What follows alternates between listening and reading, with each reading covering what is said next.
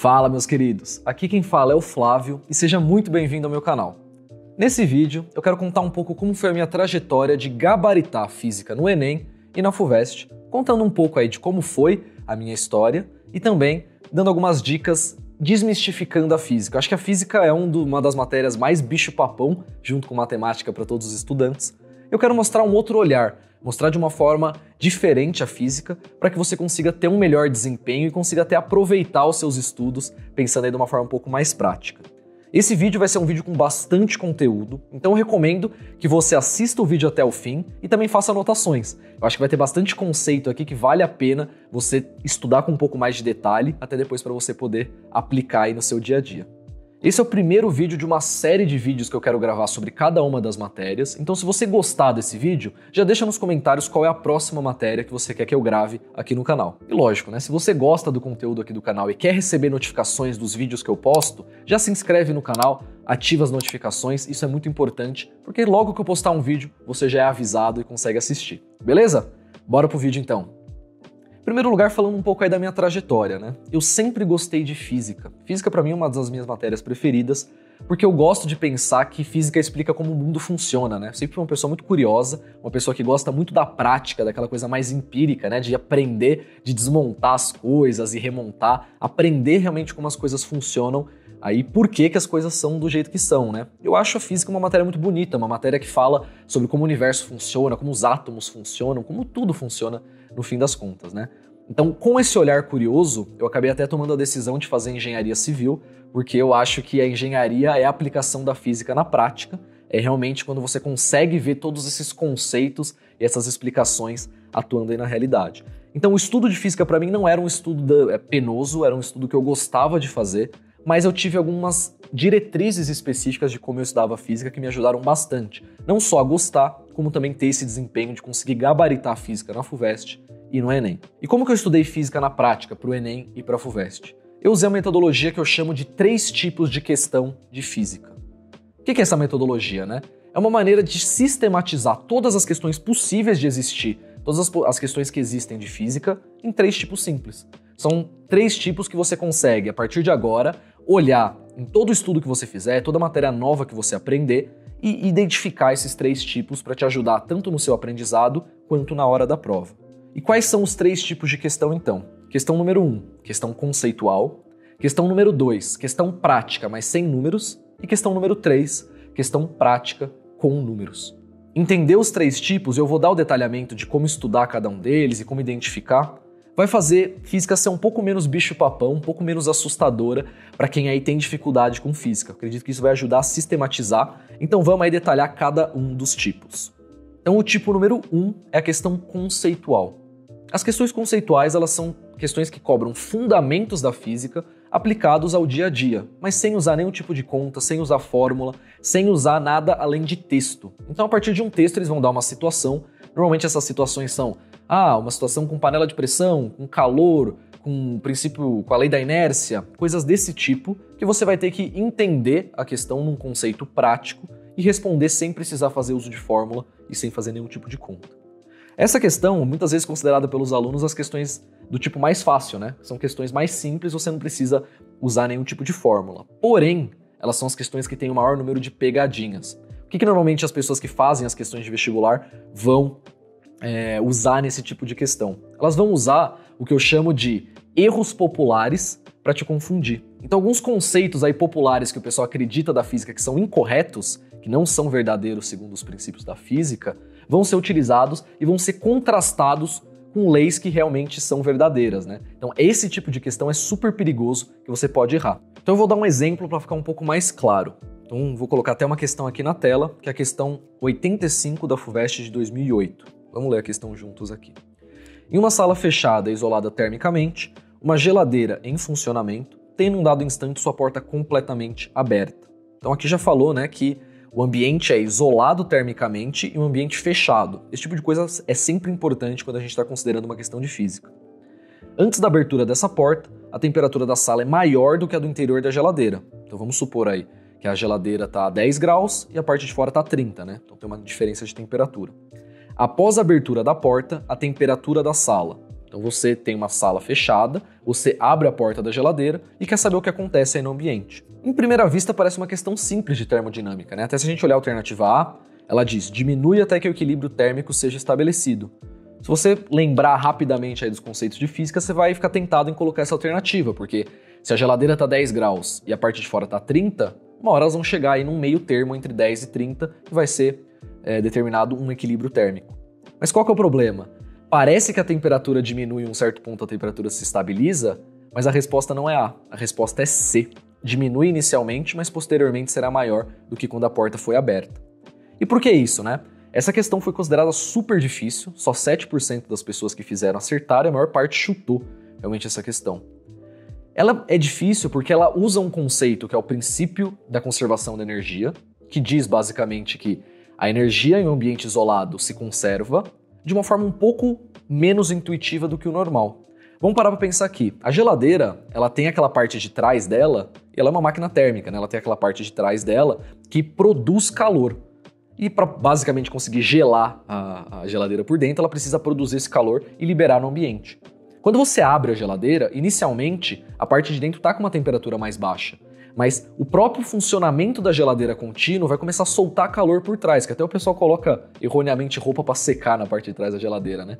E o quanto ela produz de calor, logicamente, é maior do que o quanto ela tira de calor do ambiente. O sistema é fechado, não tem como ela produzir, entre aspas, mais frio do que produzir calor. Então, a temperatura vai diminuir inicialmente, mas depois ela vai começar a aumentar. A geladeira vai começar a funcionar como um aquecedor e não realmente como uma geladeira, como um ar-condicionado, como qualquer coisa do tipo. Então, esse tipo de questão é uma questão que você tem que tomar muito cuidado, porque é o maior tipo de pegadinha em física. São questões que vão usar um conceito simples, mas que na prática vão ser questões difíceis. Vou dar mais um exemplo, então vou deixar aqui na tela agora uma questão do Enem, a questão de número 100, com o mesmo assunto, né? Vamos ler rapidamente essa questão aqui. Em 1962, um jingle criado por Heitor Carrilho fez tanto sucesso que extrapolou as fronteiras do rádio e chegou à televisão, ilustrado por um desenho animado. Nele, uma pessoa respondia ao fantasma que batia em sua porta, personificando o frio, que não o deixaria entrar, pois não abriria a porta e compraria lãs e cobertores para aquecer sua casa. Apesar de memorável, tal comercial televisivo continha incorreções a respeito de conceitos físicos relativos à calorimetria. Em primeiro lugar, não precisa nem ler as alternativas para já perceber. Quando você fala sobre o conceito de frio e calor, isso traz muita confusão na física, né? O calor é um conceito que existe, frio não é um conceito que existe, o frio é um conceito relativo. Mais calor e menos calor é uma coisa que dá para se falar, mais frio e menos frio não. Então nesse caso, o cobertor ou a porta ou qualquer coisa do tipo não trabalham tirando frio, removendo frio, esquentando.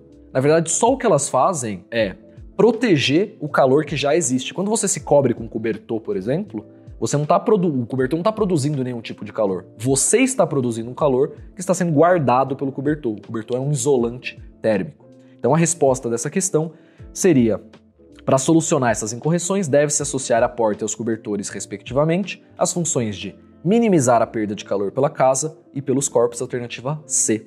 Então, o calor que existe é o calor dos corpos. O cobertor, a porta, qualquer isolante térmico só trabalha isolando o ambiente para que você realmente consiga não perder esse calor e manter e dar a sensação que o cobertor tira o frio. Então, esse é um tipo de questão, o segundo exemplo, né, de questões conceituais. Elas podem ser difíceis, mas um conceito, se você usar os conceitos da física de forma prática, essa questão fica fácil de resolver. Para conseguir estudar esse tipo de questão conceitual, eu gosto de dar 2 recomendações de estudo que você pode fazer. A número 1 é: faça muitas questões de vestibular que tenham temas como, por exemplo, os temas que a gente viu anteriormente sobre o princípio da conservação da energia, a primeira lei da termodinâmica, e outros comuns, lei da inércia, lei da ação e reação. Todos esses conceitos básicos, esses fundamentos da física, faça muitas questões teóricas aplicando esses conceitos na prática. Então, realmente, é a melhor forma de você conseguir estudar para questões conceituais. E a segunda forma é trazer todos esses fundamentos para situações do dia a dia. Então, sempre fique se questionando, né? Como que funciona uma panela de pressão? Como que funciona um cobertor? Como que funciona um balão? Todas essas coisas do dia a dia que tem conceitos de física por trás, é interessante que você conheça, porque os vestibulares vão cobrar esse tipo de questão. Vamos agora para o tipo número 2, conta sem números. A questão de conta sem números é aquela questão que vai cobrar um conceito de física em que você vai ter que aplicar na prática com fórmulas, mas sem números. Então, é normalmente o tipo de questão que mais amedronta, porque você não vê um número ali, você só vê letra, né? Você tem que passar o M, o G, o H, todas as letras de um lado para o outro e fazer manipulações para conseguir chegar num resultado generalizável. E essa é a beleza desse tipo de questão. Quando você consegue resolver questões de conta sem número, prova que você realmente entendeu o conceito físico na prática. Você não precisa de uma situação real, de uma situação prática para conseguir resolver o exercício. Fazendo apenas manipulações das fórmulas, relacionando essas fórmulas entre si, você já consegue resolver a questão. Então, esse é o tipo de questão que eu considero o mais difícil, mas o mais importante. Sabendo resolver esse tipo de questão, você sabe resolver qualquer tipo de questão de física. E essa questão está um passo a mais do que o tipo anterior. O tipo anterior ele vai pedir os fundamentos na prática, mas você não vai precisar usar fórmulas, você não vai precisar realmente entender o conceito num nível matemático. Esse tipo de questão, sim, você vai precisar entender, além do aspecto físico, também o aspecto matemático das fórmulas, e é por isso que essa questão é extremamente importante. Então vamos de novo agora para a tela, eu vou dar um exemplo de uma questão que caiu no Enem, que eu vou deixar aqui na tela. Essa é uma questão que eu não vou nem ler a questão, não vou resolver. Eu deixo aí até como curiosidade, a resposta é a letra A. Vocês sempre me perguntam qual é a resposta, às vezes eu não ponho. Então a resposta aqui é a letra A. Mas a ideia dessa questão é uma questão de força magnética, que não é uma questão fácil, mas é uma questão totalmente, se vocês olharem até a questão, ela é totalmente baseada em letras, né? Então não é que a questão é complexa, ela é uma questão difícil, mas o grande pulo do gato é que ela tem 2 níveis de resolução. O primeiro nível é você realmente entender os conceitos que estão nessa questão, você entender o que está por trás de força magnética, saber as fórmulas e tudo mais. Mas o segundo nível é manipular as fórmulas. Então você tem a fórmula básica da força magnética, baseado aí na intensidade do campo magnético, na carga e tudo mais. E você tem que transformar isso, manipular isso para chegar numa resposta que é uma das alternativas aqui da questão, né? Que no caso vai ser a alternativa A. Mais um exemplo, então, vou trazer aqui um exemplo da FUVEST agora. Na FUVEST essas questões são clássicas, elas compõem de 30% a 40% de toda a prova e é uma questão de mecânica. Então, lendo rapidamente essa questão, a gente vê aí que uma bola de massa m é solta do alto de um edifício quando está passando pela posição y igual a h, o módulo de sua velocidade é v. Sabendo-se que o solo, origem para a escala de energia potencial, tem coordenada y igual a h0, tal que h maior que h0 maior que zero, a energia mecânica da bola em y igual a h menos h0 sobre 2 é igual a. Veja, a questão ela parece complexa porque não tem um número. É difícil você traçar um referencial específico dessa questão. Então, o mais importante quando você pensa aqui é, em primeiro lugar, esqueça que essa questão é uma questão difícil só porque ela tem letras. Ela é uma questão como qualquer outra. A única diferença é que ela é generalizável. Ela é uma questão geral, não é uma questão específica, com uma situação em que tem lá 10 metros, 5 metros por segundo. Não tem números, mas isso não torna a questão mais difícil por causa disso. E para resolver as questões desse tipo, quais são as recomendações que eu dou? Número 1, seja um mestre dos desenhos. Normalmente essas questões não vão trazer um desenho pronto, como até o exemplo da FUVEST aqui, e você vai ter que saber desenhar esse esquema. E fazer um bom desenho é o começo importantíssimo numa resolução bem feita de física. Você precisa colocar os referenciais, onde é H, onde é H0, eles dão um monte de letras, um monte de conceitos, e você precisa identificar cada um deles. Então a bolinha começou em H. O que é H? Onde é o solo? Onde é o prédio? Tudo isso é importante, então seja um mestre dos esquemas, seja um mestre dos desenhos. Dica número 2, se precisar usar números no começo, tá tudo bem. Pensa que ao invés de usar H, usar V, usar M, coloca, por exemplo, que H é igual a 10 metros, M é igual a 50 quilos, V é igual a 10 metros por segundo. Isso torna um pouco mais palpável a questão, principalmente no começo, para você entender isso mais como uma situação da realidade. Às vezes essas letras elas são mais assustadoras exatamente porque elas não conseguem te dar uma noção do que realmente é real. Então eu acho que vale muito a pena usar esse conceito em que torna as coisas mais palpáveis trocando por número. E o tipo número 3, conta com números. Esse é o tipo de questão que eu deixei até por último, porque ele nada mais é do que uma continuidade do tipo anterior. Ele é basicamente o tipo sem números na prática, em que você coloca uma situação real. Eu acredito que ele é mais fácil, mas eu deixei ele por último, porque se você souber resolver o tipo número 2, o tipo número 3 vem como consequência. Então você consegue só aplicando realmente as fórmulas e colocando os números reais, resolver as questões. Então deixa eu dar um exemplo prático do que essa questão conta com números, né? Então aqui na tela eu vou deixar uma questão do Enem, Eu não vou ler a questão especificamente, a resposta é a letra D, eu vou deixar aí até para vocês depois poderem resolver. Mas vocês podem ver que é uma situação teórica, só que é uma questão que tem números. Então ela fala aí da gravidade 10 metros por segundo, ângulo de 10 graus, um atleta de massa 80 quilos, tudo é palpável. E a resposta final é 4 vezes 10 ao quadrado newtons, 2.4 vezes 10 à terceira newtons, são tudo respostas numéricas. Então, esse é o tipo de questão que realmente você vai precisar usar os conceitos na prática. Porém, mesmo ela sendo uma questão prática, eu acredito que vale a pena você resolver essa questão sem números, se acostumar a resolver.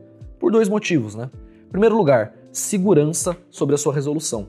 Usando os fundamentos e encadeando de uma forma lógica o seu raciocínio e depois só trocando os números, vai te dar muito mais um senso de segurança de você estar no caminho certo do que trocando ali força, igualando de um lado para o outro e acabar se perdendo.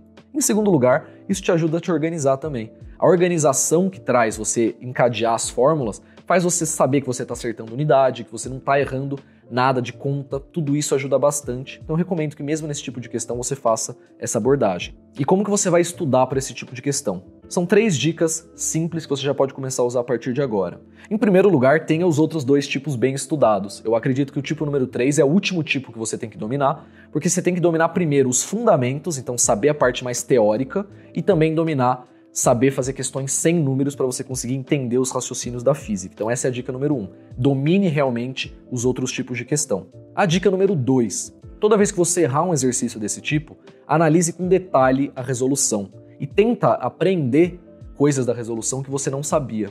Eu acho que a melhor forma de você aprender é errando. Quando você erra um exercício, o seu cérebro fica pronto para entender realmente o que você errou, porque você colocou um esforço ativo naquela questão. Então aproveite as questões que você errou e veja a resolução para você realmente entender o passo a passo e conseguir melhorar da próxima vez. E a dica número 3 é: julgue os números segundo a realidade. À medida que você for fazendo a questão, e como ela tem números, né, veja se os números fazem sentido com a realidade. Se você encontrar uma pessoa correndo a 50 metros por segundo, ou, por exemplo, uma pessoa com uma febre de 50 graus, tudo isso são coisas que não fazem muito sentido na realidade, né? Não são coisas que vão acontecer no mundo real. Então julgue os números à medida que você for encaminhando no exercício e, logicamente, no fim, veja se a sua resposta final tem sentido com a realidade.